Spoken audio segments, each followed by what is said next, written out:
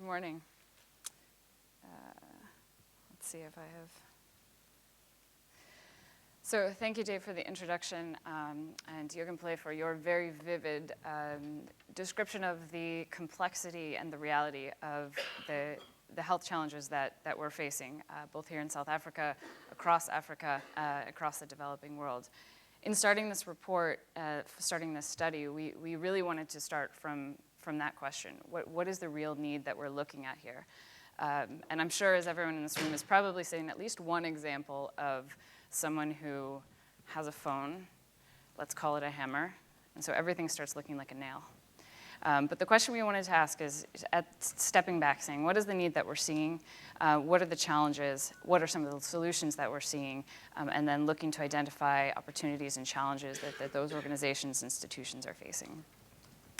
So as Jürgen Play has already mentioned, there's a significant challenge in terms of being able to serve the burdens that are facing women and children and families. What's needed to try and address this, a significant increase in the number of health workers that are available in developing countries. So the statistics that we've seen saying in 2008 there were about 2.1 health workers in the developing world, and what's actually needed is another 2.9 to 3.5. I think the number Jürgen mentioned was 4.3. So it's over double what we have today. And what does this mean? Well, this is something that's costly. It's timely to try and do.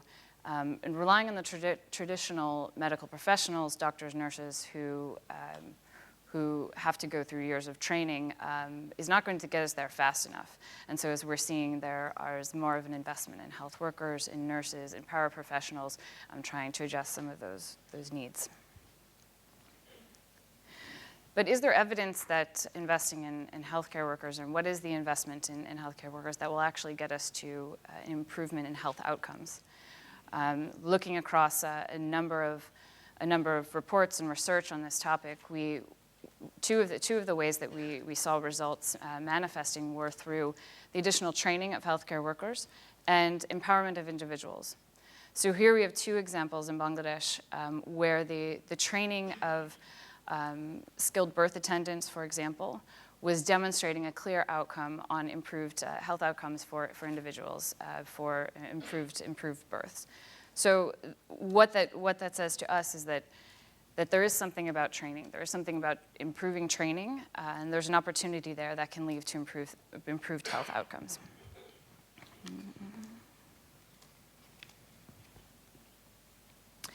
So we've defined the need, and then the question becoming, what is this opportunity we're talking about? I'm sure many of these statistics will not be new to you, but 5.3 billion phones worldwide at the end of 2010, 3.8 in the developing world alone. As Jürgen has mentioned, in South Africa, we're now rapidly approaching, if we've not exceeded 100%. What becomes interesting there is that we know that mobile phone penetration is rapidly increasing, and we know that almost any family, certainly this country at least, has access to one phone. What then becomes an also interesting question is, what are the types of solutions, the types of technologies on that phone? And so as we often talk about the low-end phones, and then we talk about the smartphones, the iPhones. But there's actually an interesting opportunity somewhere in the middle, something called, let's call it a feature phone, internet-enabled. And as you'll hear from some colleagues today, there are some real opportunities to explore solutions that could be delivered through this vehicle. An estimate from a few individuals who spoke to us says upwards of 50% of the phones in South Africa could have this feature. Is it being used? Is it enabled? Is it an opportunity? And we're also seeing that mobile phones have been addressing development issues across a variety of areas, ranging from agriculture to finance, access to money, and educational services as well. We're seeing some results there, so the question becoming, what are the opportunities in health? So how do we bring these two things together? We've defined the need, and we've recognized this opportunity. We wanted to step back before we even went into exactly what's happening now, and as we thought about the initiatives we had seen, we thought the universe of this, we've seen the universe as it stands today. We also want to think about what is the realm of possibility. So we started to put together a framework for thinking about it. We started with the need. What are the needs? There's the availability of training as a need, access to information, the time efficiencies required, cost reductions, and quality improvements are all needs for the healthcare system. And then we started asking the question, well, who actually would we be targeting? And two major groups jumped up. First was the community health workers, or health workers as a whole.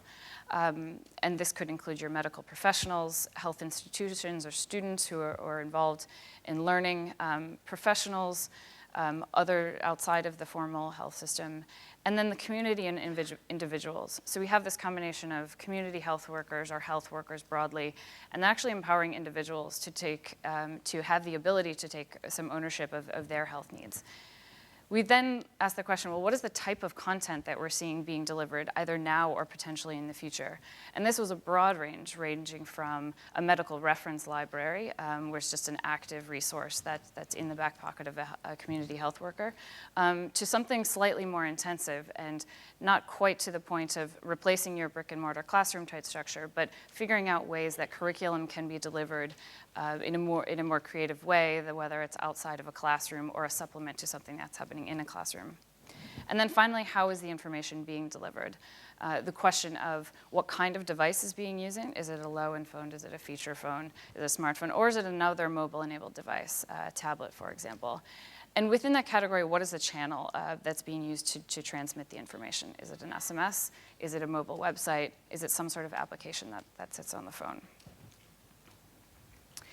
So what are some of the trends that we saw as we looked across nearly 30 examples? And prior to this, Dalb has spent a lot of time working with the World Bank and looking at upwards of 100 different mobile health solutions.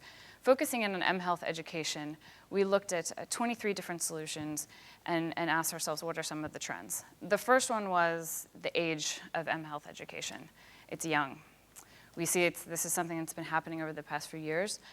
Everyone in this room also knows that mobile health is relatively young. And so some of the questions that we start to ask is, what does it mean to be in this nascent state? And what are the questions we should be asking early on in order to really build this sector as something that can be scalable and sustainable? And those were two issues that came up. So from the perspective of sustainability, we looked at the question of who's paying for these initiatives.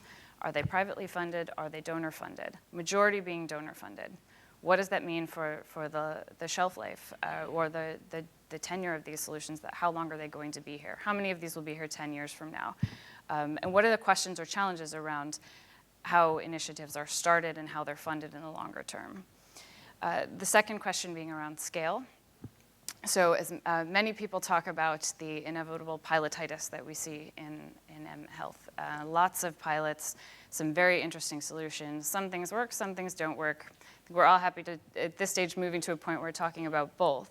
How do you move beyond the pilot phase, both from a financial standpoint, but also how do you think right from the beginning about building solutions that are scalable? Again, we have a few colleagues here today who will be speaking about that later this afternoon.